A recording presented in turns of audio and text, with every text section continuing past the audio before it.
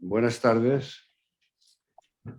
Bienvenidos a esta nueva sesión del Club de Roma.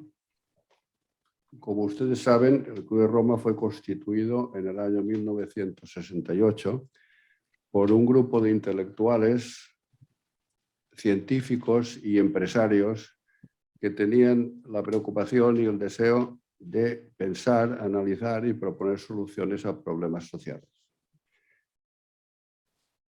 En junio del año 2020 se constituyó en Baleares el Club de Roma, una sección del Club de Roma, con la misma finalidad.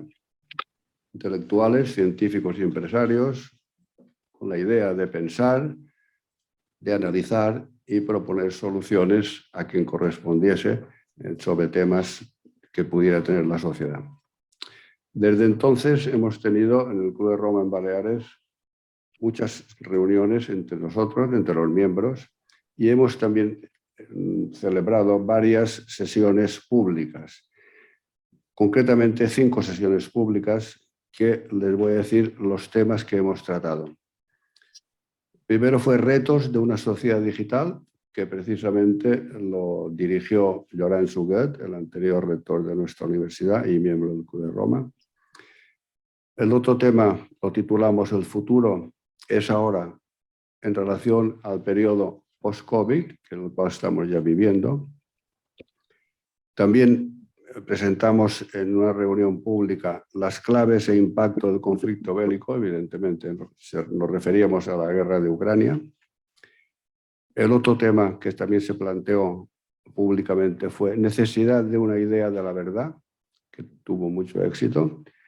Y finalmente la última reunión, o la penúltima, porque la última es la de hoy, fue titulada en el cincuentenario de la publicación de los límites al crecimiento.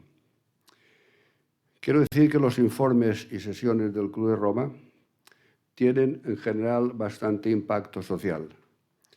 Muchos de estos informes están en los despachos de los dirigentes sociales o políticos y los tienen como libros de consulta. Un ejemplo de ello sería precisamente la publicación de los límites al crecimiento, publicación del año 1972 y que continúa siendo vigente y siendo consultado actualmente.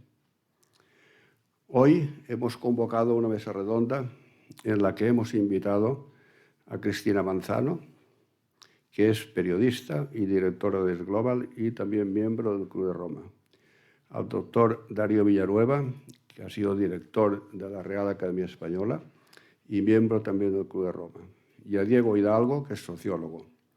Y moderará esta mesa redonda de esta tarde el doctor Enrique García Reaza, catedrático de Historia de nuestra universidad y también miembro del Club de Roma. El tema de hoy lo hemos titulado Humanizar las redes, conversaciones sobre la libertad en la era digital. Creo que el tema, por el título ya, parece realmente interesante. Yo les quería comentar que el otro día, casualmente, estuvo en mis manos un informe de una consultora que se llama International Data Corporation, que tiene su sede en Estados Unidos y que es líder mundial en inteligencia del mercado. Ha emitido un informe en el que explica que en el año 2025, que lo tenemos aquí al lado, cada uno de nosotros, cada una de las personas va a producir 5.000 datos diarios. Y esto nos lleva a pensar que tanta información está fuera de nuestro control y que es una importante fuente de riqueza para muchas empresas que precisamente trabajan en este campo. Y estas empresas se basan en que a través de esa información que estamos produciendo nos conocen cada vez mejor, que además acaban dominando y conociendo nuestras debilidades y nuestras aficiones. Y con esto, a partir de aquí, pueden acabar, si no se corrige o no se controla, pues mermando nuestra capacidad de discernimiento. Bien, ante toda esta información que van a escuchar esta tarde, nos podemos preguntar hasta qué punto podemos mantener nuestra privacidad. También nos podemos preguntar ¿Tenemos libertad en la era digital? ¿Controlamos las redes o ellas nos controlan a nosotros? El tema es realmente importante en estos momentos. Para este tema lo ha propuesto y lo ha dirigido Enrique García Riaza con mucho interés. Con lo cual yo ya me retiro de esta oportunidad que he tenido de dirigirme a ustedes, pero antes quisiera darles las gracias por acompañarnos esta tarde en la reunión del Club de Roma y también aprovecho para saludar a los que nos siguen vía streaming, que creo que son cerca de 200 y pico de personas. A todos ellos un afectuoso saludo. Muchas gracias.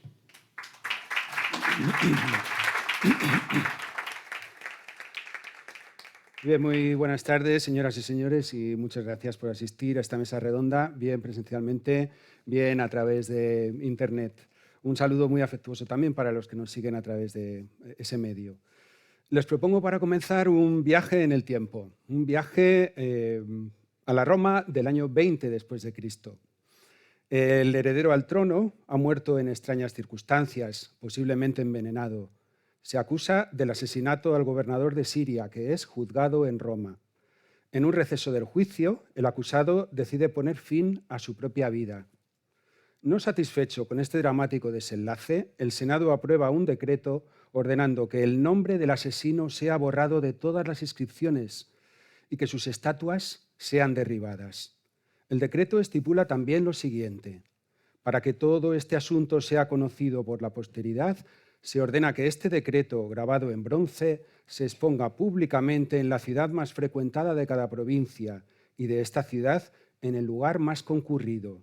Y también se ordena que este decreto sea expuesto públicamente en los cuarteles de invierno de cada legión junto a los estandartes. Los deseos del Senado se hicieron realidad y el texto del decreto se expuso en las ciudades. De hecho, conocemos una copia en bronce procedente de la provincia de Sevilla, que permite complementar nuestro conocimiento del tema por otras fuentes, como el historiador Tácito. Sirva este testimonio como botón de muestra de un mundo, de un Estado, en el que el poder oficial trataba de controlar de manera directa no solo el flujo de información y su contenido, sino que gestionaba también la memoria, determinando qué debe ser recordado y qué condenado al olvido. 2000 años después de este decreto nos hemos dado cita aquí para seguir hablando de información, en este caso no para promulgar leyes, sino para conversar distendidamente sobre los cambios de nuestro propio mundo, unos cambios tan profundos, de tal rapidez, que solo pueden ser comprendidos y calibrados si se abordan desde la perspectiva holística de las ciencias sociales y con las herramientas de estudio de esa cuarta dimensión que es el tiempo.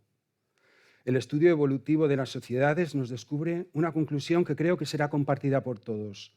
Nos encontramos ante una verdadera revolución en el sentido de cambio tumultuoso. Podríamos decir que nunca antes, en tan poco tiempo, la comunicación humana había cambiado tanto. La pregunta de fondo que debemos plantearnos es, efectivamente, como ya se ha dicho, ¿hasta qué punto esta revolución de la información puede modificar las relaciones sociales, la arquitectura política? Conviene de nuevo hacer un poco de historia. Tras la invención de la escritura en torno al año 3000 a.C., se desarrolla muy pronto la costumbre de escribir cartas. Por primera vez es posible transmitir a distancia pensamientos, deseos, órdenes, sin recurrir a la memoria y a la voz de un mensajero. En el mundo romano, por ejemplo, había un tráfico intensísimo de cartas que conocemos gracias a la preservación de colecciones epistolares, como las cartas de Cicerón a su familia y amigos, las cartas que intercambiaba Plinio el Joven con el emperador Trajano. Las misivas eran transportadas por hombres de confianza y tardaban semanas o meses en llegar a su destino. Y debido a esta demora, la toma de decisiones políticas y militares dependía bastante del criterio personal, porque no existe una interconexión en tiempo real. Creo que este es un elemento para la reflexión.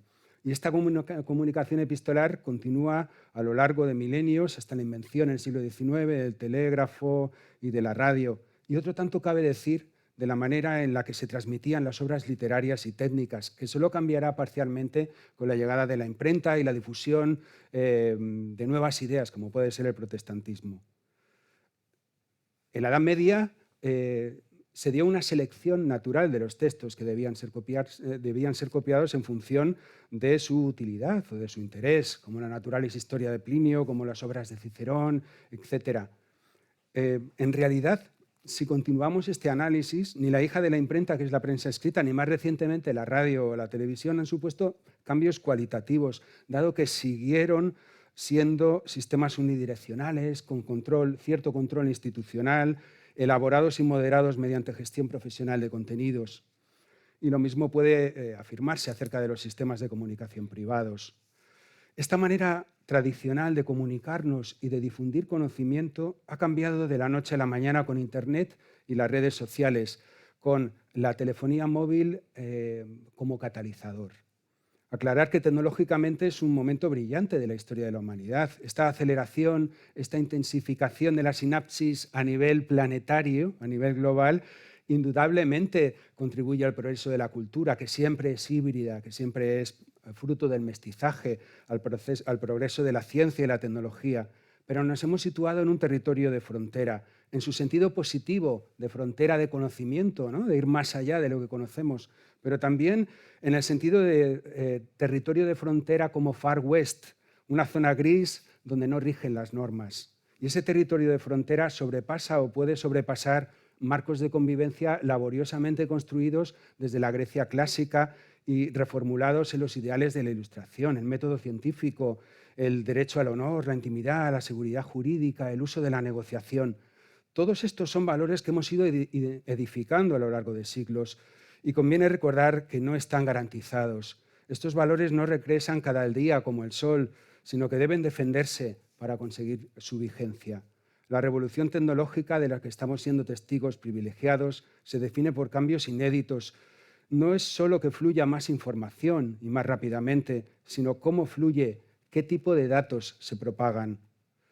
Por todo ello, considero que es una obligación para los que trabajamos en ciencias sociales y en humanidades abandonar nuestra torre de marfil de la academia y plantear a la sociedad que existen riesgos.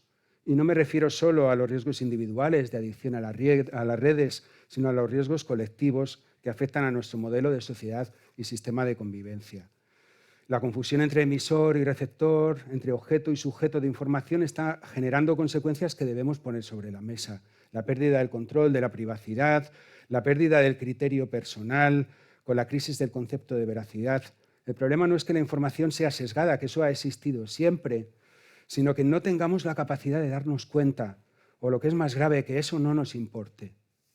Si el ciudadano no tiene información, no puede tener criterio, es decir, no puede ser libre en la toma de decisiones políticas. A lo largo de la historia, lo primero que han atacado los regímenes totalitarios de cualquier signo es la libertad de prensa, la opinión pública, que es por definición plural. El método históricamente más empleado para amordazar la opinión pública ha sido el de la censura, el de la prohibición, pero existen otros medios más sutiles, como la técnica del ahogamiento por sobreabundancia de datos. Gestionamos tanta información tan rápidamente que no tenemos tiempo de pararnos a pensar, a contrastar, a formarnos un criterio. Este es el riesgo, a mi juicio, porque sin criterio no puede haber ciudadanos libres y sin ciudadanos libres nuestro sistema democrático puede verse amenazado. Como ha señalado nuestro coordinador, esta mesa redonda se enmarca en las actividades del Club de Roma, que no tiene ideología ni opinión, pero sí una finalidad muy clara, que es contribuir a la mejora de la sociedad. El Club de Roma es un foro de debate cuyo objetivo es la toma de conciencia, facilitando la adopción de decisiones con la mejor información, que es la proporcionada por expertos. Para que esta mesa redonda no sea un mero brindis al sol, sugiero articularla en dos etapas. Primero, un diagnóstico de la situación y después un tratamiento con una serie de propuestas en diálogo abierto, en el espíritu del concepto de conversación. Por tanto, quisiera dar la palabra, en primer lugar, al profesor Darío Villanueva, catedrático de Teoría de la Literatura y Literatura Comparada.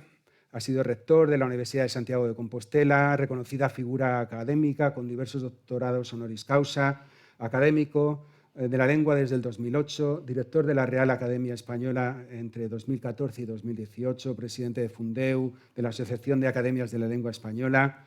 Desde el 2015 forma parte del jurado de los premios Princesa de Asturias y es autor de una abundantísima bibliografía de la que destacamos por su relación con el tema, el libro que tengo aquí, titulado Morderse la lengua, corrección política y posverdad, publicado en Madrid por Editorial Espasa en 2021, El profesor Villanueva está a punto de presentar un nuevo libro titulado Poderes de la Palabra, editado por Galaxia Gutenberg, ahora en Madrid, dentro de unos días. Y el libro de Morderse la Lengua aborda una serie de cuestiones capitales para lo que nosotros venimos planteando aquí en relación a la posverdad y al poshumanismo, entendido como la quiebra de la racionalidad en beneficio de la inteligencia emocional. Son muchas las cuestiones que podríamos plantear al profesor Villanueva. Quisiera agradecerle la amabilidad de haber aceptado esta invitación y plantearle la siguiente pregunta. Profesor Villanueva, ¿qué es la posverdad y cómo nos afecta? ¿Qué relación tiene con la corrección política? Sí, muchas gracias, Enrique, por tus palabras. La posverdad, para decirlo claramente, en mi opinión, es la mentira posmoderna. La mentira siempre ha existido, y no digamos en el terreno de la política.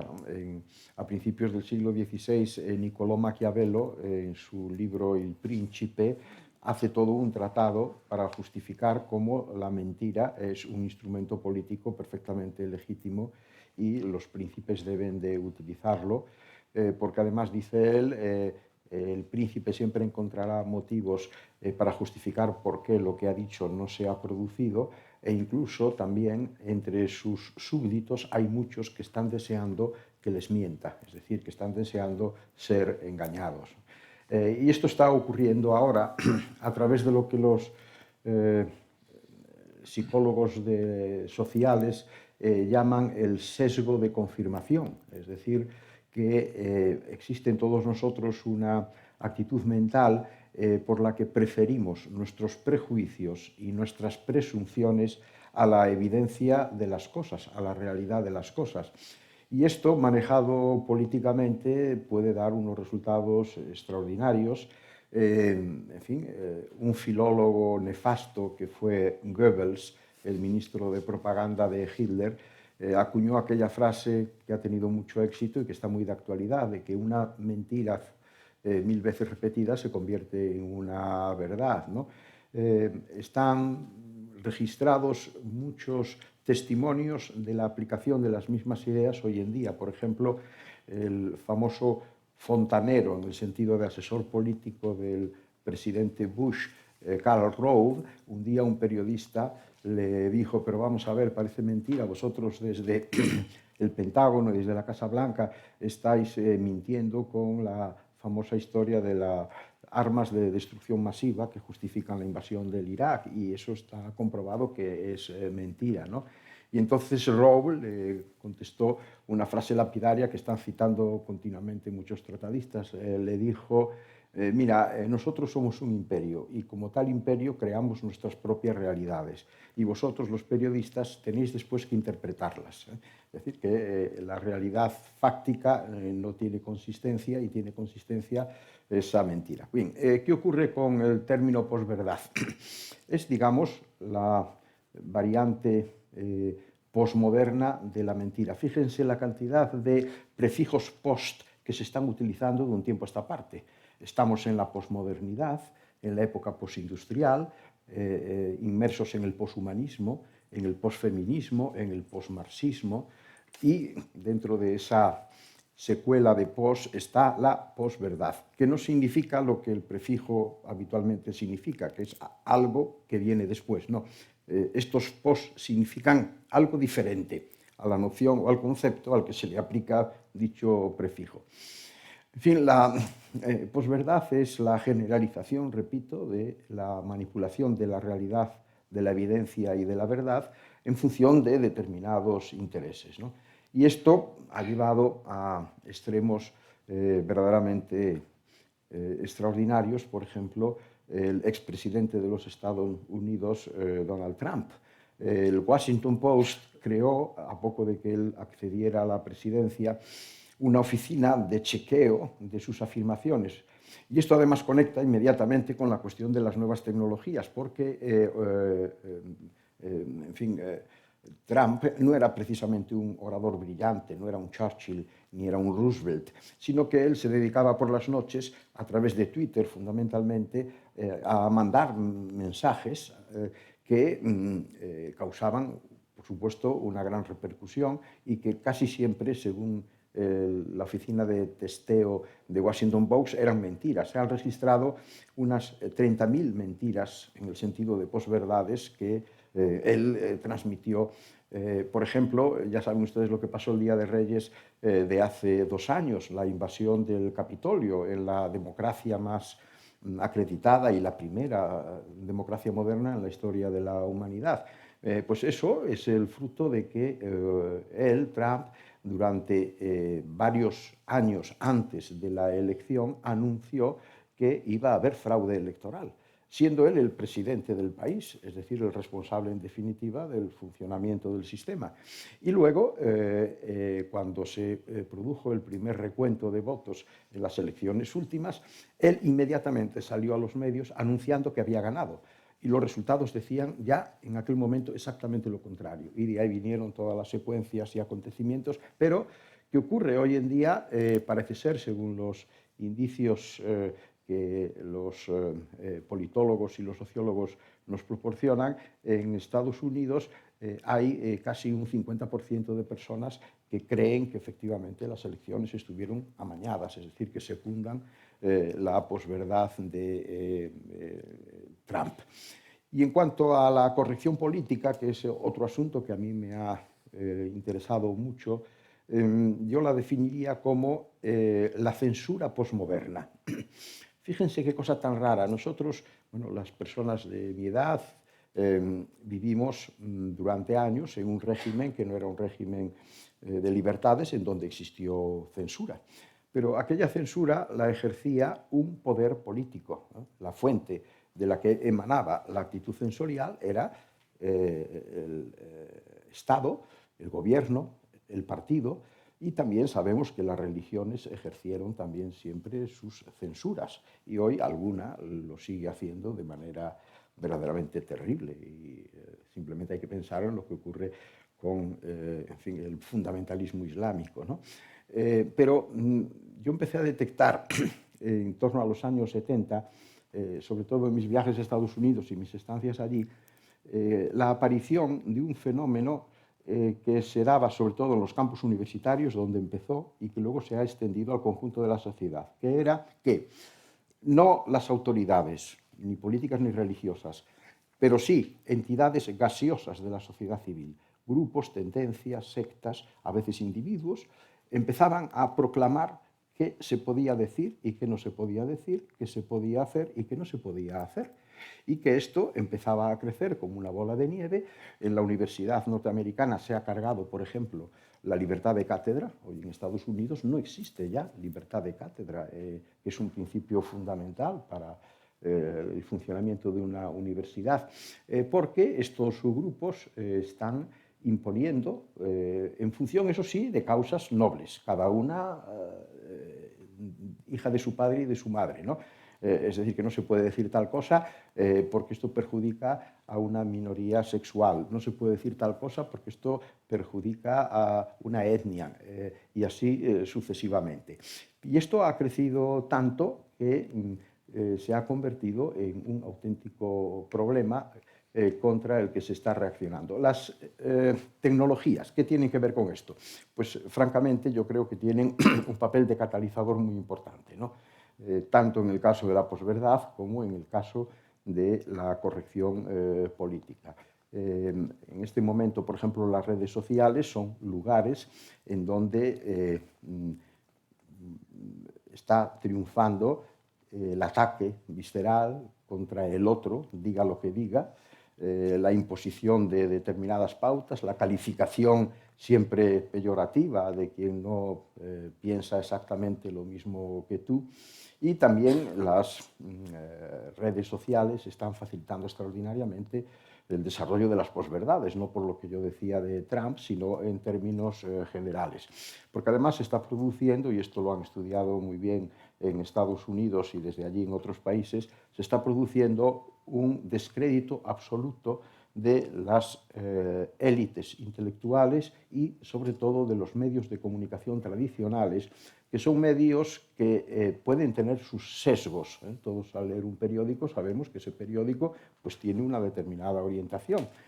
pero existe una deontología dentro de ese marco. Hay un equipo de redactores, hay un director, hay una responsabilidad hacia los lectores. Bueno, eso ha desaparecido por completo hoy en las fuentes en las que mayoritariamente en este momento en Estados Unidos los ciudadanos se informan, que ya no son el número de lectores de la prensa norteamericana ha decaído de manera brutal y, sin embargo, la gente se informa o malinforma a través de Facebook, de Twitter o de las otras redes sociales, que además es una historia sin fin, porque, por ejemplo, ahora es muy interesante lo que está ocurriendo con TikTok, esta red china que está copando un espacio extraordinario e incluso está produciendo una modificación en algo que tiene que ver con la escritura y la oralidad. En el año 72 se publicó precisamente Los límites al crecimiento, que es un poco la Biblia del Club de Roma. Pero 10 años antes, un canadiense, Marshall McLuhan, publicó un libro, La galaxia Gutenberg, que es una de las obras, yo creo que más significativas en la comprensión de lo que estaba empezando a ocurrir y que llega hasta nosotros. McLuhan, eso sí, murió en el año 80, de modo que no fue capaz, bueno, no pudo asistir a lo que ahora nosotros estamos viviendo, que es la sociedad digital y no digamos el horizonte incierto de la inteligencia artificial. Pero él marcó unas épocas.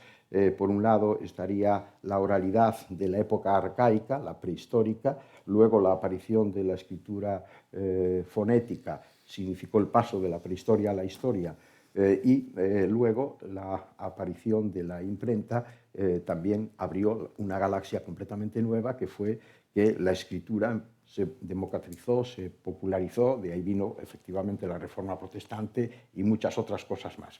Pero según él, en el siglo XIX y desde entonces, irrumpió una nueva galaxia, que era la galaxia de lo que él llamaba las comunicaciones eléctricas.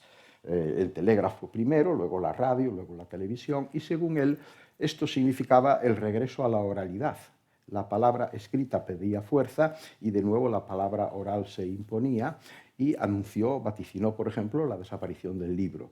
Fue un profeta fallido en este sentido, porque el libro en este momento goza de una salud envidiable. Nunca se han producido, escrito, copiado, plagiado, robado tantos libros como en este momento, ¿no?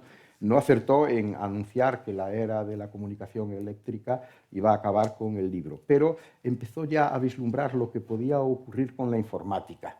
Y él, que era muy católico, de hecho el Vaticano lo nombró presidente de una comisión para los medios modernos, él decía que las nuevas tecnologías abrían la posibilidad de la realización de lo que en la teología cristiana se llama el cuerpo místico, es decir, la relación de todas las almas en el vasto universo mundo. Pero, en fin, no pudo ver cómo a la revolución electrónica siguió en este momento la digital y lo que viene enseguida, que es la inteligencia artificial. Bueno, no viene, ya está aquí con nosotros. Y McLuhan se preguntaba, ¿esto es bueno o no es bueno? A mí lo que me interesa es en qué medida va a modificar la condición humana, ¿no?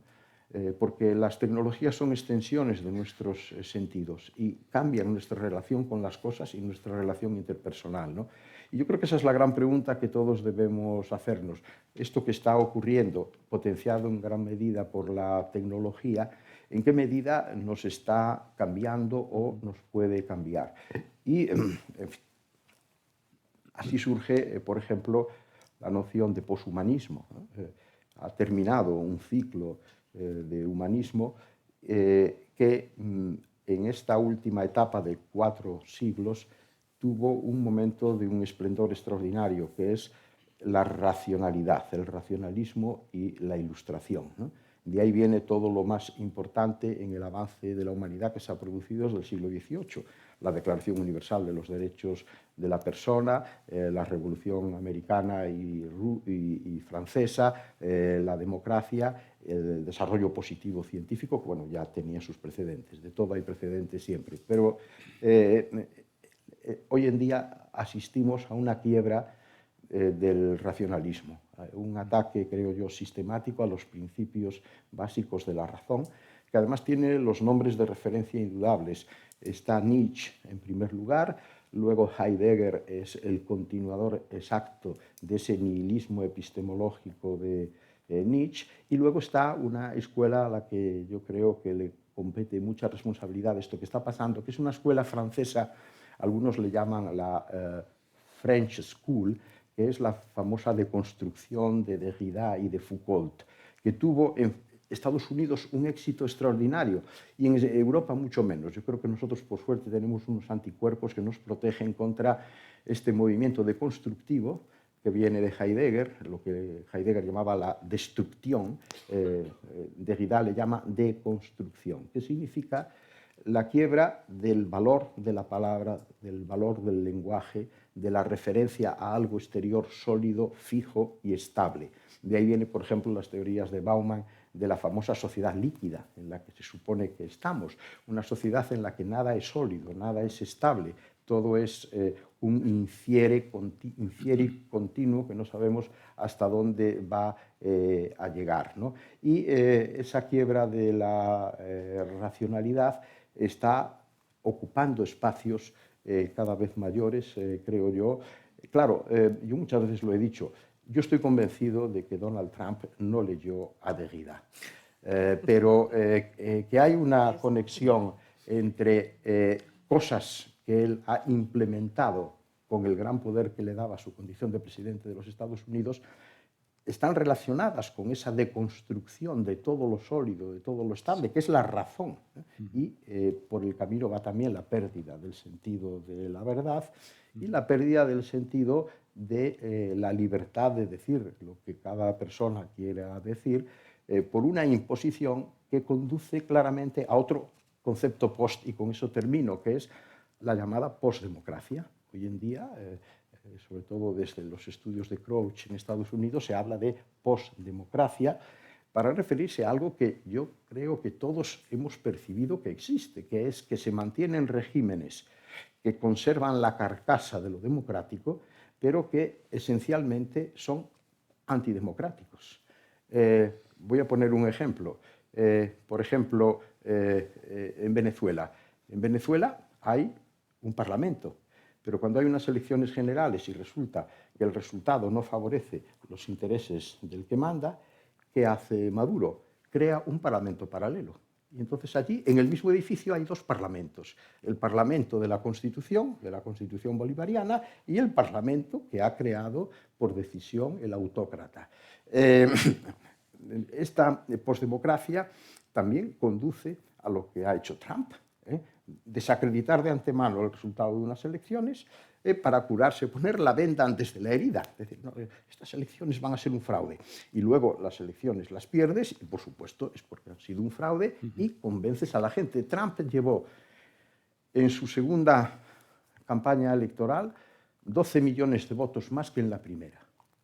Fíjense qué cosa. Y en la primera ganó, aunque tuvo menos votos populares que Hillary Clinton, y en la segunda perdió.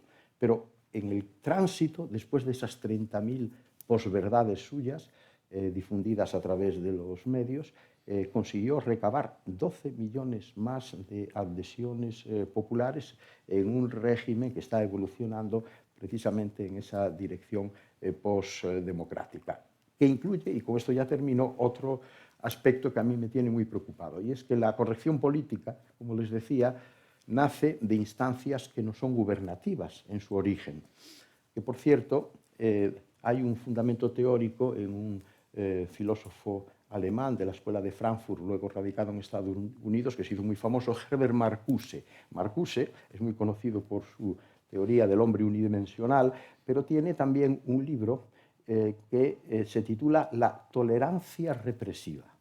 Fíjense, esto es un oxímoron, la tolerancia represiva. Ahí está el fundamento de la corrección política. Lo que él sostiene es que no se puede permitir el desarrollo de opiniones y de ideas si van en contra del triunfo de la revolución social que se propugna. Pues lo que a mí me preocupa es que esa corrección política, que ha comenzado, como les digo, en ese escenario de entidades no gubernamentales, ahora está empezando a ser asumido por los poderes del Estado en algunos países. Es decir, en el momento en que el poder legislativo o el poder ejecutivo empieza a aplicar principios de corrección política, entonces ya no es cuestión de censura posmoderna, es cuestión de censura tout court, la censura de siempre, la misma que había en los regímenes totalitarios que hemos conocido.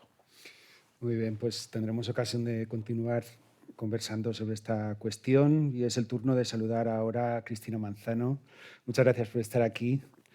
Cristina Manzano es licenciada en Ciencias de la Información, especialidad de Periodismo por la Universidad Complutense de Madrid. Obtuvo una beca Fulbright para ampliación de estudios en Estados Unidos, columnista del País y El Periódico de Cataluña, entre otros medios, coordinadora editorial de la revista Pensamiento Iberoamericano, miembro de diversas organizaciones como el Consejo Español del European Council on Foreign Relations, del Consejo Científico del Real Instituto Elcano de Estudios Estratégicos y, iba a decir sobre todo, directora de Esglobal, el principal medio digital español especializado en contenidos sobre cambio climático y energía, migraciones, economía mundial, derechos humanos, conflictos y seguridad, salud global, mujeres, política y sociedad.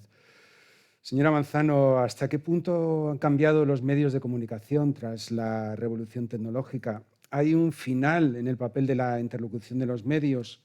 ¿Qué relación tiene todo esto con los nuevos opinadores y la pérdida de peso de los expertos? ¿Y qué riesgos hay para las democracias y también para los gobiernos que se ven afectados por todo este nuevo mundo? Lo primero, quiero agradecer, Enrique, la invitación. Es un placer estar aquí con ustedes y compartir esta conversación con Diego y con Darío y también, por supuesto, contigo. Me gustaría empezar un poco donde lo ha dejado Darío, con esta posracionalidad, porque has hablado de Trump, has hablado de la campaña y es inevitable hacer el paralelismo con lo que acaba de pasar en Brasil también, que es como la segunda parte corregida y aumentada, ¿no? Es una copia bastante exacta. Pero antes de la invasión de la Plaza de los Tres Poderes, de estas imágenes que nos han impactado tanto, hay una imagen que a mí me llamó poderosamente la atención justo después de las elecciones brasileñas, entre las elecciones y la toma de posesión de Lula, que creo que representa muy bien esa posracionalidad o irracionalidad directamente, que era un conjunto de seguidores de Bolsonaro que salieron a la calle con sus teléfonos aquí puestos, llamando a los extraterrestres, haciendo una llamada directa a Marte para que vinieran a impedir la toma de posesión de Lula. Si eso no es irracionalidad, canalizada por todo esto que has descrito también, ¿no? Por supuesto, las redes sociales, la creación de hechos alternativos, como lo llamó la asesora de Trump, etcétera, etcétera. Bueno, pues ahí estamos, ¿no? Que venga, no el globo chino, sino que vengan los marcianos a salvarnos. Pero bueno, tratando de contestar un poco a tus múltiples preguntas, me gustaría tocar 4 elementos. No sé si las voy a contestar directamente, pero 4 elementos que creo que pueden contribuir al debate posterior. Uno que tiene que ver con todo esto que estabas hablando también, que es la pérdida, la confianza, o mejor dicho, la pérdida de la confianza. La pérdida de la confianza sistemática desde hace un buen número de años en las instituciones, en los medios, en la propia sociedad, en nuestros convecinos, en nuestra ciudadanía. Hay un estudio que todos los años publica una consultora de comunicación que se llama Edelman, el barómetro de la confianza de Edelman, que recoge estos datos y que demuestra, por ejemplo, en el último que acaba de salir, que la mitad de la población de los países encuestados, es una encuesta hecha en 28 países, la mitad de la población declara no tener confianza en sus gobiernos y no tener confianza en los medios de comunicación. Con lo cual, pues a partir de ahí ya viene todo lo demás.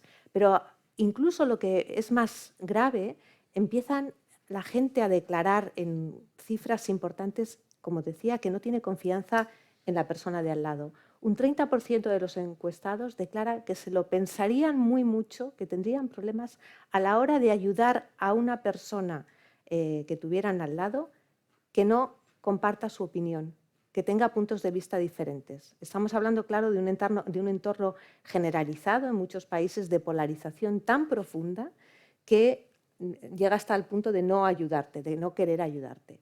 Y lo mismo declaran a la hora de convivir, de tener como vecino a una persona que piense diferente o a la hora de trabajar con una persona que piensa diferente. Es gravísimo, gravísimo, ¿no? Que no seamos, esa tolerancia, que no seamos capaces de arrastrarla. Así que la pérdida de la confianza, y eso no voy a entrar en ello, pero está también muy analizada, insisto, la polarización tiene sus raíces en las desigualdades económicas, en la ineficiencia de las instituciones, empezando por los gobiernos, en cómo manejan los partidos políticos todo esto y, por supuesto, también en el uso de los medios de comunicación amplificado por las redes sociales. Hablabais los dos de los expertos y de cómo los expertos pueden tener la llave para todo esto, pero ahora la principal batalla, y también lo has mencionado, Darío, es la desconfianza hacia los expertos. Has mencionado algún caso concreto. También recordemos en la campaña del Brexit uno de sus principales impulsores, Michael Gove, diciendo este país ya está harto de expertos, tirando de un plumazo cualquier opinión que pudiera venir de una fuente medianamente certificada. No queremos expertos, no nos sirven para nada, ya vamos a crear nosotros esa otra realidad. Voy hacia los medios de comunicación, ¿no? ¿Qué ocurre con ellos? Pues ocurre todo, ha ocurrido toda una revolución, para empezar, una revolución empresarial, porque los medios han tenido, o están tratando, o estamos tratando, mencionabas lo que hacemos nosotros, somos un medio de análisis, no somos un medio de información, pero estamos tratando de sobrevivir primero al tsunami de Internet, al tsunami de la gratuidad. Cuando la gente te dice, es que no puedo leer tu artículo porque es de pago, ya, pero es que antes ibas a comprar el periódico, ¿y por qué ahora no? Entonces, esa revolución empresarial y de propio modelo de subsistencia ha pillado a los medios muy ocupados y han tardado un poco en reaccionar ante todo este otro tsunami que viene con la irrupción de las redes sociales. Y ahí quiero lanzar, no una pequeñita lanza, no es una lanza, pero sí poner sobre la mesa que las redes en sí mismas no son ni buenas ni malas, son canales. Y lo que son buenos o malos son los usos que hagamos de ellas. Y es cierto que por su velocidad y por su inmediatez han sido y están siendo un caldo de cultivo estupendo. Inmediatez, he dicho rapidez, pero también por esa falta de control, un caldo de cultivo estupendo para todos aquellos que las que quieren usar y las están usando para fines de manipulación, de desinformación, de distorsión, etcétera, etcétera, como lo queramos llamar. Al principio, cuando apareció Twitter, creo que fue, incluso Facebook, se hablaba precisamente de que las redes venían a democratizar la información, porque nos iban a dar acceso, por una parte, a mucha más información, a muchas más fuentes de información, y realmente facilitan el poder acceder a lo que dicen muchísimas más fuentes de información, si haces un uso razonable de ellas. Y por otra parte, por algo que mencionabas al principio, Enrique, por la interactividad. Ya dejamos de tener medios que son unidireccionales para empezar a tener una conversación, creemos, un poco más amplia con la otra parte, ¿no? Con la audiencia. Digo creemos porque, por ejemplo, hay algo muy, muy controvertido en los medios de comunicación que son los comentarios. En mi medio, en Es Global, decidimos quitar los comentarios hace mucho tiempo, porque lo único que hacían era darles un espacio a gente que quería montar bronca, que quería polarizar, que quería insultar. Y no teníamos los medios, los recursos suficientes como para estar haciendo un filtro. Es que no añadía nada realmente a la conversación. Bueno, en cualquier caso, los medios han sufrido una transformación, están sufriendo una transformación empresarial, pero al mismo tiempo las audiencias estamos cambiando los usos.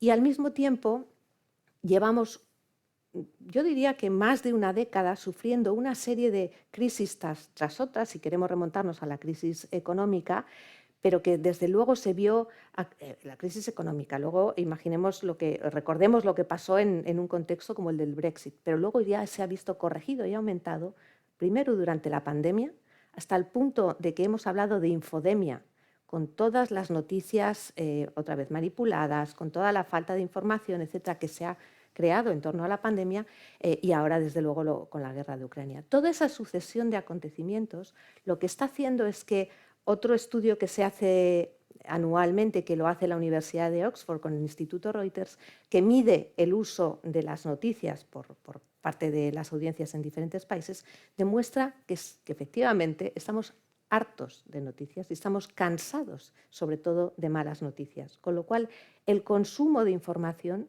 también está decreciendo. Lo vemos en todas estas crisis, nosotros que seguimos la realidad internacional, cuando ocurre algo como la invasión rusa de Ucrania, sube exponencialmente, pero luego se desploma. Una vez que ya ha pasado ese momento, se desploma el interés. No tenemos capacidad, tenemos tanta abundancia que llega un momento en que la gente prefiere no estar informado, también por salud mental, y de eso conoces tú muy bien, ¿no? El impacto de todos estos impactos sobre nuestra realidad. Así que los medios están en un momento crítico por sobreabundancia, por falta de control y por falta de uso también, que sí, que estamos recurriendo a otros sistemas. Quería añadir dos cosas más rápidamente. Una, la inteligencia artificial. Esto ya es encima, si ya teníamos problemas de modelo, problemas de subsistencia económica, ahora nos enfrentamos a unas herramientas que van a construir, tienen ya la capacidad para construir esas informaciones sin que intervengamos ninguno de nosotros. Y parecen perfectamente razonables. Hoy mismo salía en el New York Times una noticia de cómo están tratando de desmantelar a una red china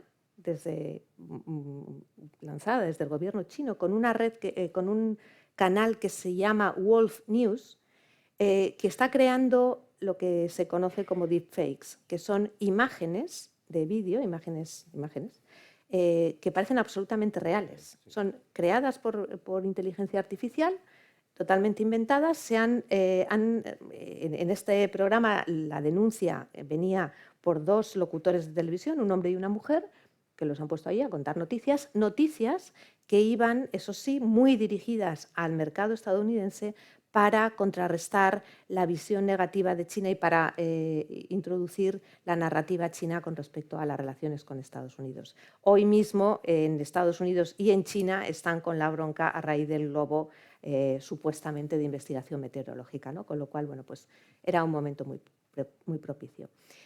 Y una última mención a algo que has preguntado también, que es cómo controlamos esto y cómo reaccionamos. Y el problema es que vemos que todas estas cuestiones van a la línea de flotación de nuestros valores y principios como sociedades democráticas.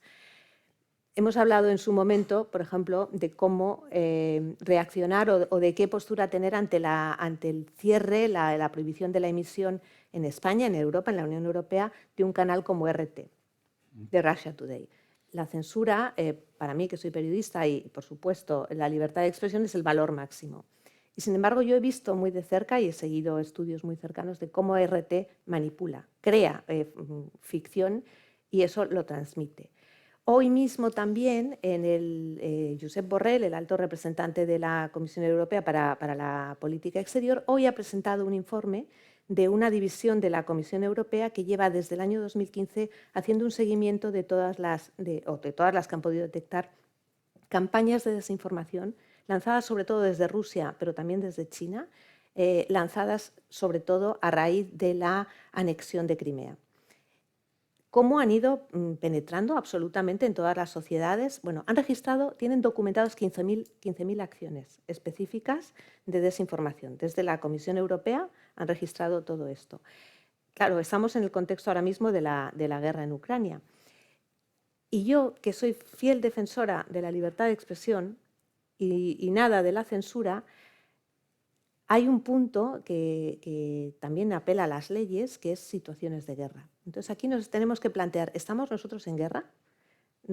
¿Hasta qué punto esta guerra que Rusia quiere plantear como una guerra de Occidente contra Rusia nos apela y tenemos que reaccionar hasta incluso de esa manera, cortando el acceso a medios de comunicación? Y mi conclusión, por mucho que me pese, es que sí. Es que la capacidad de distorsión que tienen estos medios para crear ese estado de ánimo es tan potente que sí que hay que tomar algunas medidas. Y solo lo voy a dejar, pues, quiero dejar la referencia de lo que pasó en Ruanda. En Ruanda había una sociedad Tutsi y una sociedad Hutu que vivían mezcladas en paz y fue una radio, la Radio Libre de las Mil Colinas, la que generó el odio, la que incitó al odio en muy poco tiempo, que causó que 800.000 personas murieran en muy poco tiempo. Ahí lo dejo. Muy bien, pues interesantísimo también. Pero tenemos el tiempo bastante tasado y paso ya a saludar a Diego Hidalgo. Muchas gracias también por estar aquí. Gracias a vosotros. Diego Hidalgo cursó estudios de máster en Relaciones Internacionales en Sciences Po, en París, y obtuvo también un máster en Sociología en la Universidad de Cambridge.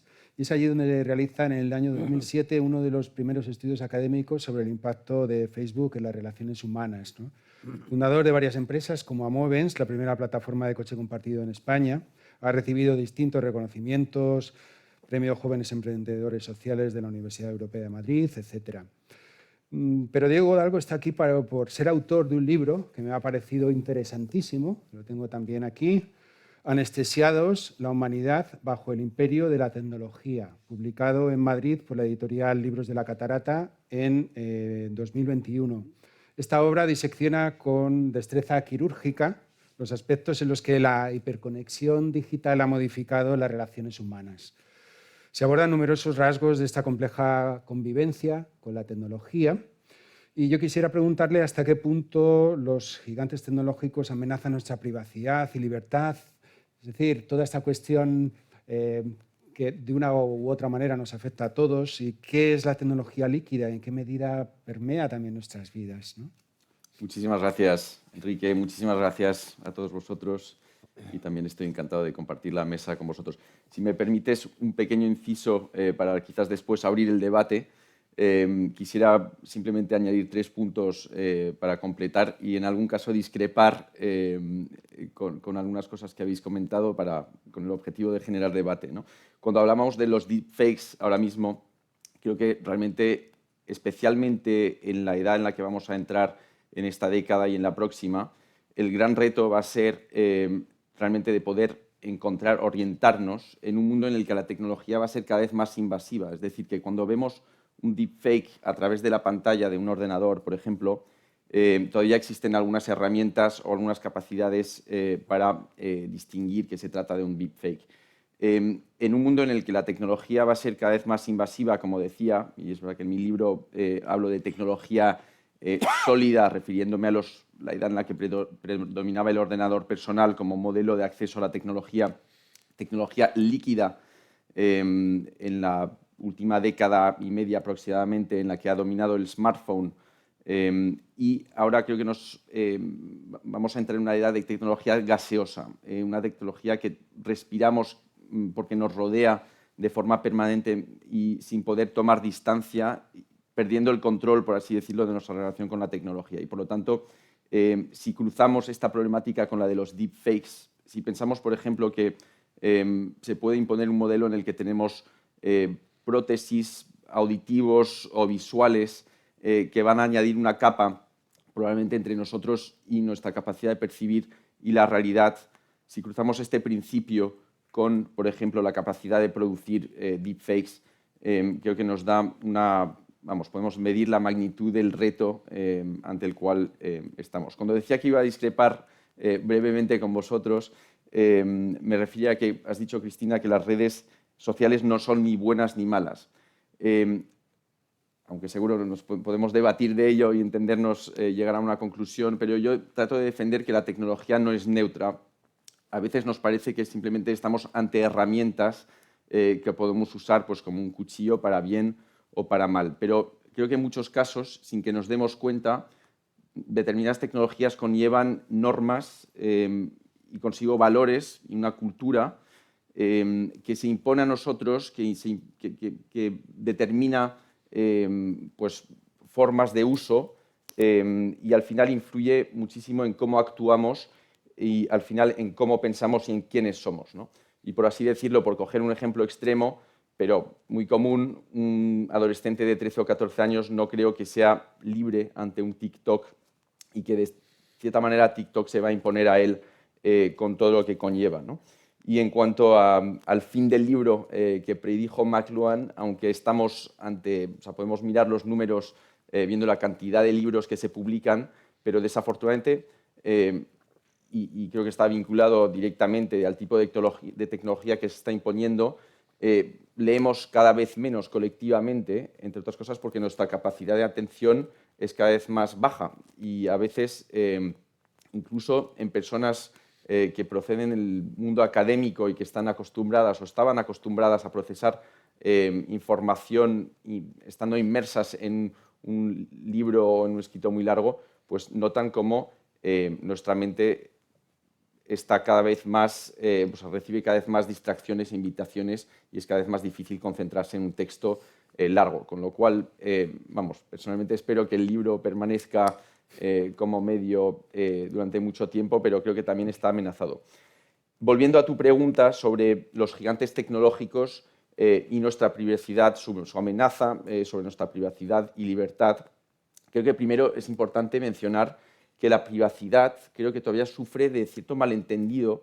Todavía es un concepto que en el entorno digital pues sí, es malentendida, ¿no? Asociamos muchas veces a la privacidad, o más bien a su vulneración y la explotación de nuestros datos, a riesgos que en realidad son la punta del iceberg, como pueden ser pues, la intrusión puntual en nuestra intimidad, a la recepción de correos indeseados o a casos como la suplantación de nuestra intimidad o incluso al robo de nuestros datos con fines de fraude, ¿no?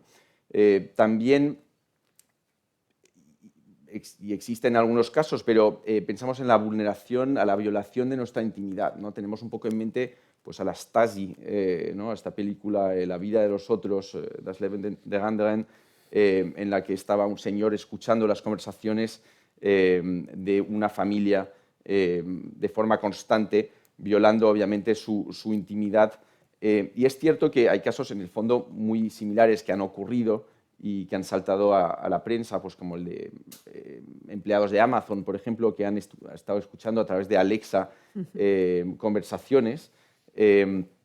Y, por cierto, se supone que estas máquinas son respetuosas de nuestro espacio íntimo y que Alexa se despierta cuando uno dice Alexa, ¿no? O en el caso de Google Home, cuando uno dice OK Google, creo. Pero la realidad es que se ha demostrado que para escuchar, nada más para escuchar Alexa o OK Google, están en un estado en realidad de escucha permanente, ¿no? Y el problema al que ha aludido antes el señor Conrado en su introducción es mucho más profundo y lo podemos resumir en lo siguiente. Todos tenemos una parte racional, que es capaz de discernimiento, de emitir juicios y de tomar decisiones según nuestra propia voluntad, pero también tenemos todos una parte más impulsiva, más reptiliana en nuestros cerebros, y todos, absolutamente todos, tenemos estos sesgos cognitivos, estas debilidades en nuestro cerebro, a las que hemos aludido también en esta conversación, que son unas especies de puertas disimuladas en nuestros cerebros, que si uno sabe dónde se encuentran, pues permiten a este tercero acceder directamente a esta parte más impulsiva, más reptiliana, y si se identifican estas debilidades, pues claro, este tercero tiene una fuerza enorme pudiendo comunicarse con nuestro ser más impulsivo y de cierta manera aniquilar nuestra libertad. ¿Y cómo se identifican estos sesgos? Pues con la cantidad abismal de datos que producimos y que se recuperan. Antes hablamos de 5.000 datos en este informe que usted citó antes en el año 2025, pero hay ejemplos, no sé en qué punto estamos hoy en día, pero si pensamos nada más en la geolocalización, todavía entendemos poco lo que supone a nivel de construir, o sea, la capacidad que supone para un tercero de construir un modelo predictivo sobre cada uno de nosotros muy potente. Con datos de geolocalización uno puede determinar dónde uno vive, dónde uno trabaja, cómo se desplaza gracias a la velocidad del tipo de transporte, y a través de estos datos se deducen una barbaridad de información como el nivel socioeconómico, sociocultural, y se puede predecir muchísimas cosas sobre una persona. Y se puede, al final, con todos estos datos, no solo el de geolocalización, cartografiar con una tremenda precisión, gracias a los últimos avances en las neurociencias, nuestras mentes y de forma muy dinámica nuestras emociones, ¿no?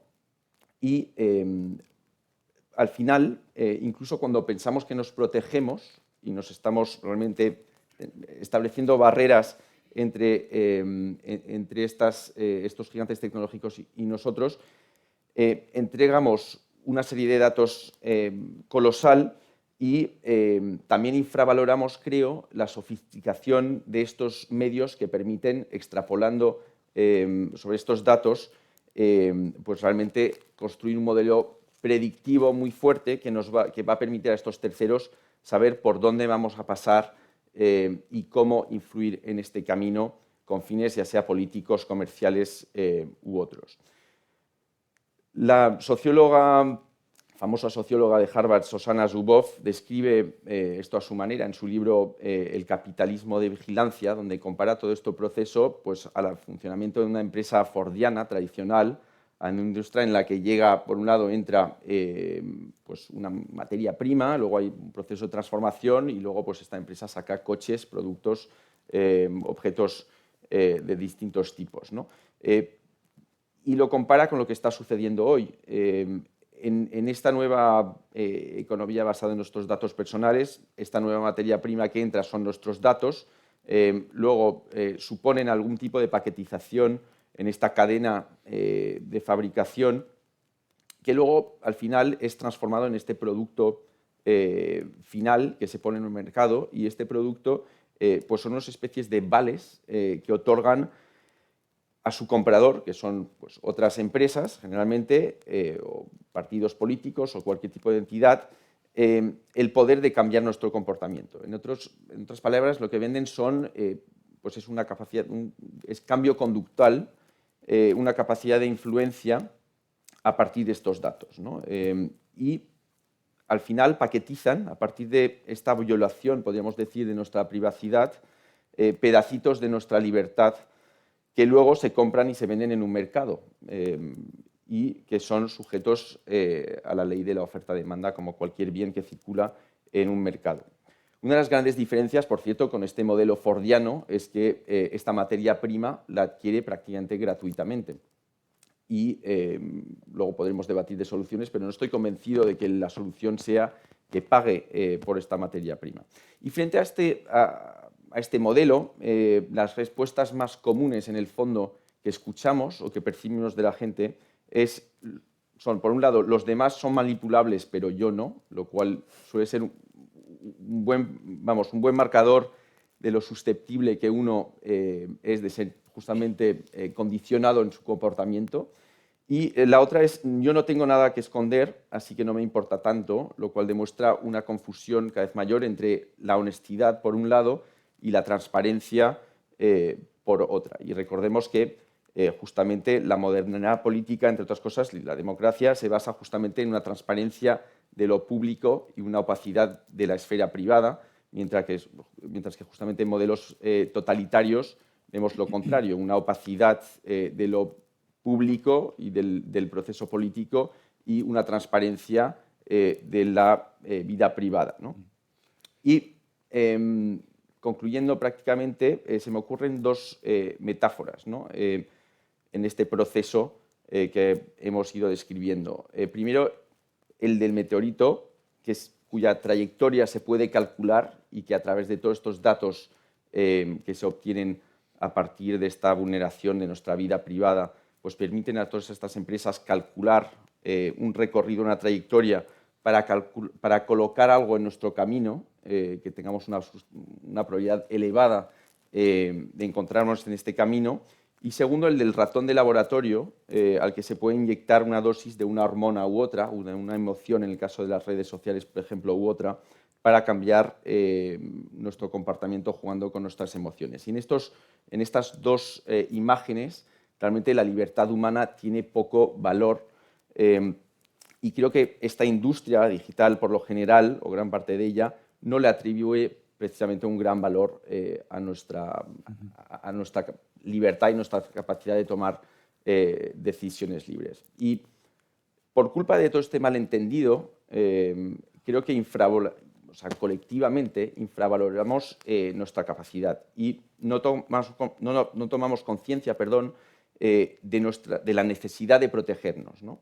Ya sea adoptando medidas individuales o haciendo uso de los escudos que nos dan la legislación y la regulación y que nos proporcionan las autoridades, como por ejemplo el Reglamento Europeo de Protección de Datos, que se basa en nuestra capacidad de valorar precisamente nuestra libertad.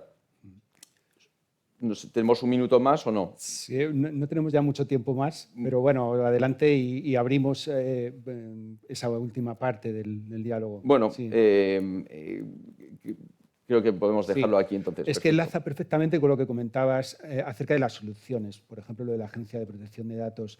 ¿Qué podemos hacer ante este diagnóstico de la situación? ¿Qué medidas podemos adoptar para hacer que este avance tecnológico sea positivo para nosotros y para nuestras sociedades? El problema es morrocotudo, ¿no? Porque hay una extraterritorialidad en lo que son estas intervenciones de terceros en lo que es nuestra intimidad, en lo que son los procesos políticos. Bueno, por ejemplo, está perfectamente demostrado que Rusia intervino en el proceso electoral de las elecciones norteamericanas, pero también de las elecciones británicas y francesas. Y en ese caso es un Estado el que, negando por supuesto que tenga nada que ver en el asunto, sin embargo tiene un sistema, hay unos organismos del Estado ruso verdaderamente especializados en este tipo de manipulaciones y con la tecnología por medio, ¿no? Lo que nos sitúa, como decía Cristina, en un plano ya de confrontación, casi diríamos parabélica. Antes de venir aquí estábamos hablando y yo decía que a mí la guerra de Ucrania me ha decepcionado mucho, me está decepcionando mucho, porque yo pensé que iba a ser la primera guerra posmoderna, en donde los teóricos hablaban de una guerra híbrida, ¿no? En donde lo tecnológico comunicativo era fundamental, las manipulaciones también, y luego la intervención de elementos que no traen consigo la muerte de personas, a base de drones, de misiles teledirigidos, bombas inteligentes, todas estas cosas que se hablan, que algo de ello hubo en la guerra de Irak, ¿no? Que además se transmitía por televisión cómo el misil salía del avión y iba directamente al punto de... Y sin embargo, para mí es una guerra muy anticuada, es una guerra de mucha artillería, en la que se está reclamando la incorporación de los últimos carros de combate, porque, incluso la propia aviación apenas está interviniendo, ¿no?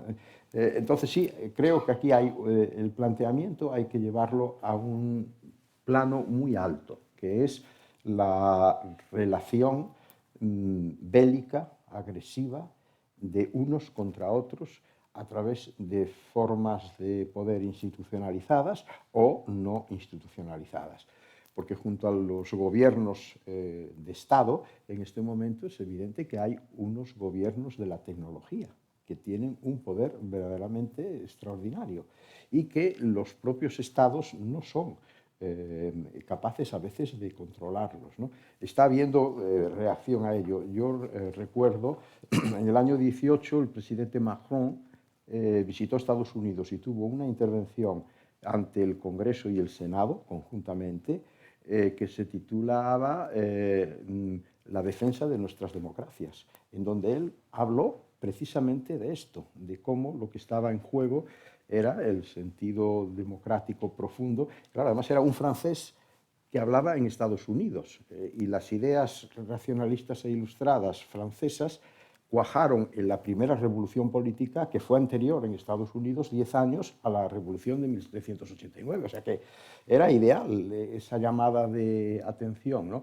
Y esto nos llevaría, eso sí, a un orden internacional nuevo, pero es la única posibilidad que yo veo. Y luego, eso sí, también yo creo mucho en las iniciativas personales, ¿no? Creo que cada uno de nosotros somos responsables de algo para corregir estos fenómenos tan agresivos. Y concretamente, por ejemplo, en el caso de la posverdad y en el caso de la corrección política, yo lo veo muy claro. Hay que rebelarse contra la imposición de la corrección política, que es lo que está ocurriendo. Por ejemplo, hace 2 años en Estados Unidos se publicó un manifiesto firmado por figuras extraordinarias, entre ellas Noam Chomsky, Margaret Atwood, Salman Rushdie, contra lo que llaman la cancelación, porque esta corrección política, aunque no la ejerza el Estado, El Estado, cuando hacía censura, tenía la policía.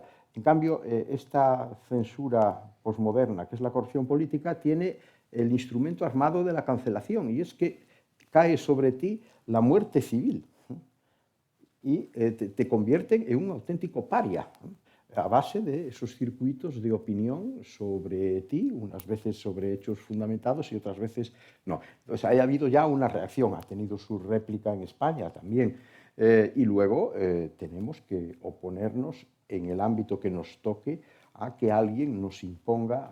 A raíz de la publicación del libro, los periodistas continuamente, la primera pregunta que me hacían era: ¿y usted no se muerde la lengua? Y así, sí, yo me muerdo la lengua como todos, pero me muerdo la lengua por pudor, por prudencia o por respeto, pero no porque alguien me diga que me la tengo que morder. Eso es lo que yo no voy a aceptar nunca. Y luego, en relación a la posverdad, pues no hay que comulgar con ruedas de molino, hay que tener un espíritu crítico ante las cosas, una desconfianza básica, mediante la aplicación de lo que ha sido el instrumento que nos ha permitido avanzar como seres humanos, que es la razón, la racionalidad.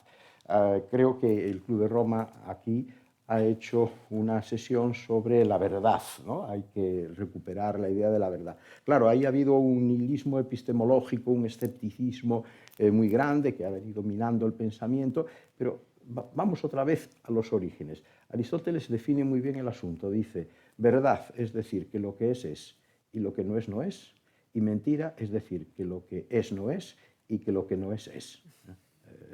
Efectivamente, hay una verdad, tiene que haber verdades, sí. Es algo constitutivo de nuestra relación con el conocimiento y con el universo. Muy bien, Cristina. Está claro que sí que se pueden hacer cosas. El gran dilema es si seremos capaces como humanidad de hacer cosas con la suficiente rapidez que toda esta exponencialidad exige, ¿no? Cosas que se están haciendo, pues por ejemplo desde los medios. Fue muy significativo cuando en la campaña electoral estadounidense con Donald Trump, el New York Times decidió no darle el espacio que le había estado dando hasta entonces por obligación, no solo no darle el espacio, que sí que se lo daban, sino contrarrestar lo que él decía. Porque el argumento de New York Times es: no podemos tratar exactamente igual a un candidato que a otro cuando sabemos que uno está mintiendo. O sea, podemos recoger su mentira, pero no podemos quedarnos así simplemente exponiendo la mentira a todos nuestros lectores. Tenemos que decir claramente que esto es mentira. Desde el punto de vista gubernamental, bueno, una de las cosas que decía hoy Borrell es que lo primero que hay que hacer es saber por dónde te vienen todos esos ataques para poder buscar la manera de frenarlos, de contrarrestarlos, etc. Insisto, Rusia lo que han documentado es que tiene un ejército de personas vinculadas al Estado, que uno de los principales transmisores de todas esas desinformaciones, manipulaciones, como lo queramos llamar, es el Ministerio de Exteriores, por ejemplo, en relación con la guerra en Ucrania, con lo cual no son actores anónimos, gente en sus casas, los chicos del garaje, no, es una cosa institucional. Mencionabas las elecciones en Francia.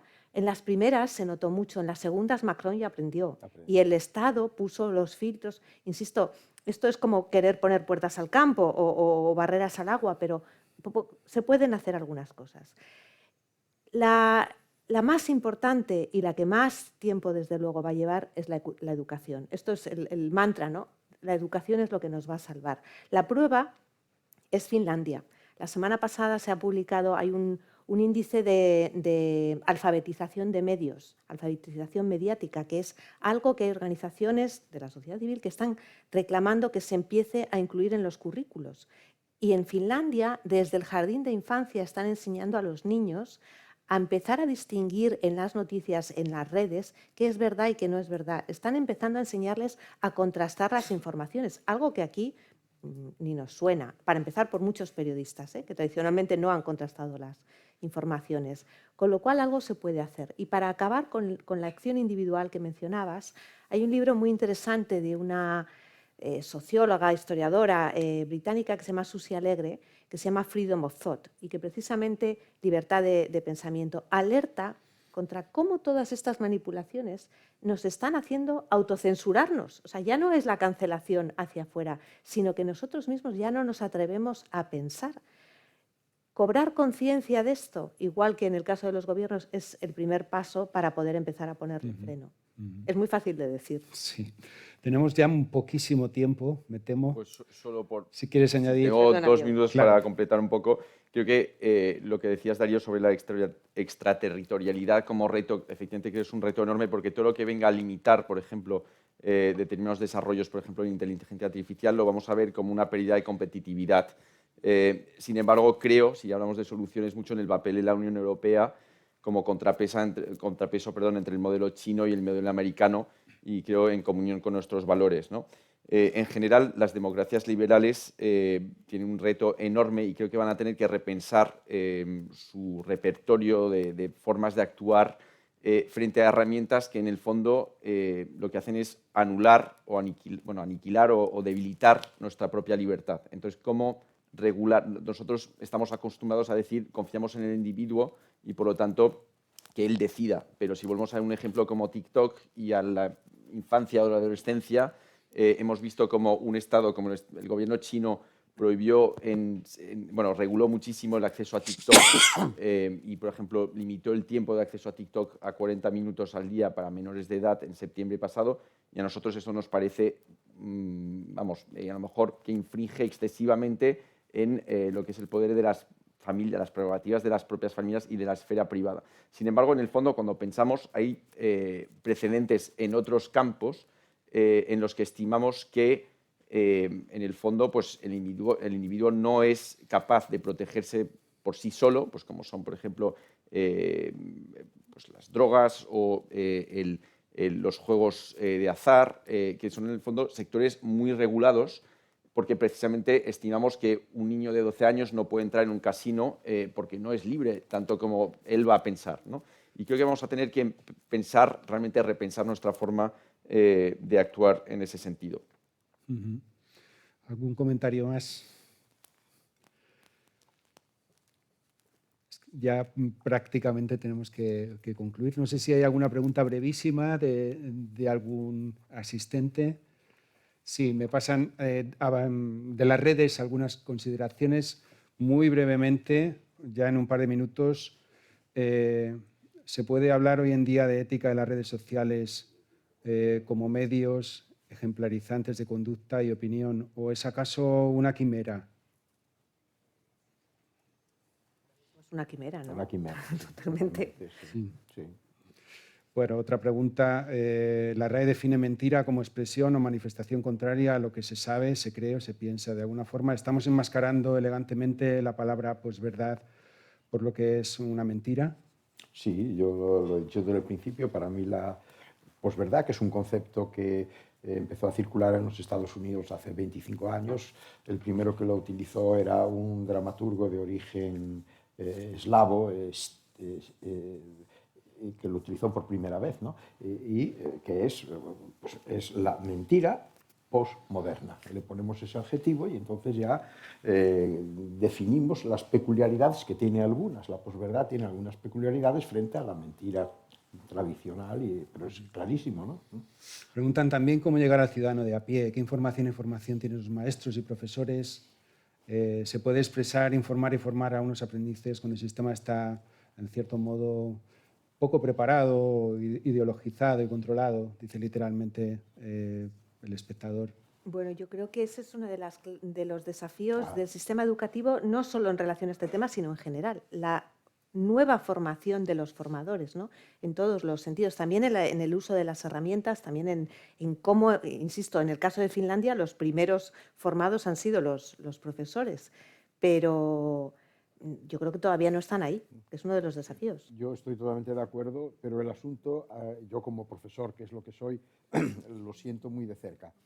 Hay un problema muy grave con lo que empezó a implantarse en algunos países europeos. El pionero quizás fue Suecia, que es la llamada nueva pedagogía o la escuela comprensiva.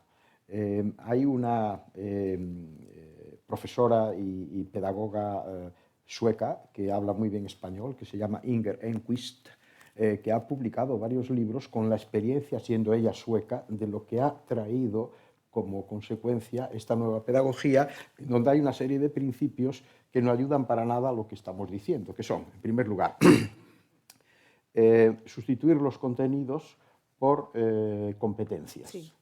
Segundo, retirarle al profesor la función de autoridad en el proceso educativo y transferirla al alumno. El alumno es el sujeto que decide sobre su propia educación. Y, claro, esto ha minado el papel del docente, que se ha desanimado profundamente, y ahí yo lo veo con mis compañeros que bueno, yo ya estoy jubilado y ellos también, pero que se han dedicado a la enseñanza media, me transmiten una experiencia muy terrible en este sentido. Claro, ¿y qué ocurre? Que lo que empezó en los años 60 en Suecia y ha traído una serie de consecuencias que Inger Enquist demuestra, sin embargo aquí lo estamos aplicando como si fuese una verdad absoluta y la solución para nuestra educación, ¿no? Y claro, eso va exactamente en contra de lo que debería ser, porque es la quiebra de la racionalidad en el proceso educativo, ¿no? Creo que sobre este punto, creo que también hay una especie de ecuación que todavía se admite entre, por un lado, la digitalización de absolutamente todos los procesos indiscriminadamente y el progreso, ¿no? Y todavía asociamos de forma poco crítica estas dos nociones. Y realmente en el mundo de la educación uno de los grandes problemas es la crisis de la atención, a la que hemos aludido antes. Y muchas veces pues, introducir en determinados contextos más tecnología no ayuda, porque precisamente en esta economía de la atención pues, muchos dispositivos y aplicaciones están diseñados precisamente para distraernos y hacernos perder esta capacidad de atención que es tan esencial en un proceso de aprendizaje. Y si hablamos de la educación en general, creo que también gran parte, digamos, de la madurez y también de la felicidad también de los adultos, ¿no? Consiste en esta capacidad de diferir nuestros propios deseos y también de entender que un esfuerzo no va a tener necesariamente sus frutos de forma inmediata. Y el entorno digital, sin generalizar de forma absoluta, pero no creo que nos ayude en este proceso, porque nos acostumbramos a obtener directamente lo que queremos en un clic o incluso en lo que se nos promete, digamos, en los próximos años, se nos promete satisfacer nuestros deseos cuando estén en un estado todavía preconscientes, ¿no? Es decir, que estos modelos predictivos puedan decir que dentro de un minuto me va a apetecer una Coca-Cola y entonces me sirven directamente una Coca-Cola antes de que esta idea me haya llegado a la mente. Y creo que todo esto no nos ayuda justamente a construir lo que decía antes. Muy bien. Me temo que no tenemos tiempo ya para nada más. El tema es inagotable. Se abre también un nuevo tema de debate que es la educación, tremendamente interesante y directamente ligado con lo que nos ha ocupado hoy. Y solo me resta pues, agradecer a Cristina Manzano, a Darío Villanueva, a Diego Hidalgo su presencia aquí. Gracias a vosotros. Agradecer al Club de Roma, al capítulo español, su acogida y su apoyo. Y agradecer también a CaixaForum Palma por su amabilidad y su hospitalidad. Hasta una nueva ocasión. Muchas gracias.